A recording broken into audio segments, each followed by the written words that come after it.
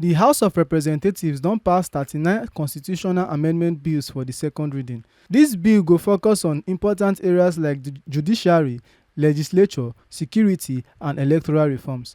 House Leader Honourable Julius Ihonbere lead dis motion for second reading. Among the proposed amendments, one bill dey seek to make the recommendation of the National Judicial Council (NJC) compulsory before anybody fit remove heads of the Naija court. For legislative reform, another bill dey propose to make the Chief Justice of Naija get power to issue proclamation to start new National Assembly. Security reforms also dey important as the House don approve second reading for bill wey go create state police and local government police. Lawmakers dey consider creating one political parties registration and regulatory commission to improve the way political parties go dey regulate for the country. Other bills wey pass for second reading na provision for 6 special seats for interest groups, persons with disabilities and gender equality inside the Federal Character Commission. A bill for an act to alter the Constitution of the Federal Republic of Nigeria 1999 to make recommendation of the National Judicial Council mandatory for the removal from office of heads of Nigerian courts and for related matters.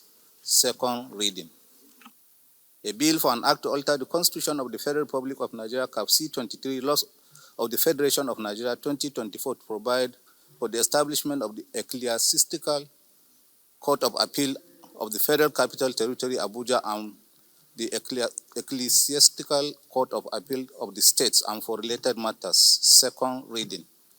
A bill for an act to alter the Constitution of the Federal Republic of Nigeria 1999 to make the Court of Appeal the final appeal court in governorship, national and state houses of assembly election petitions and for related matters. Those in support of this motion that will be read the second time, say aye. Those against, say nay. The ayes have it. The bills are referred to Committee on Constitutional Review. The Committee on Constitutional Review now begin to look the 39 bills wella before dem go make legislative recommendations, after which the House go make final decisions on the bills. Make una no forget say as we see am, na so we dey talk am. We no dey take blame. Oyefemi Onosimwa, TMC News.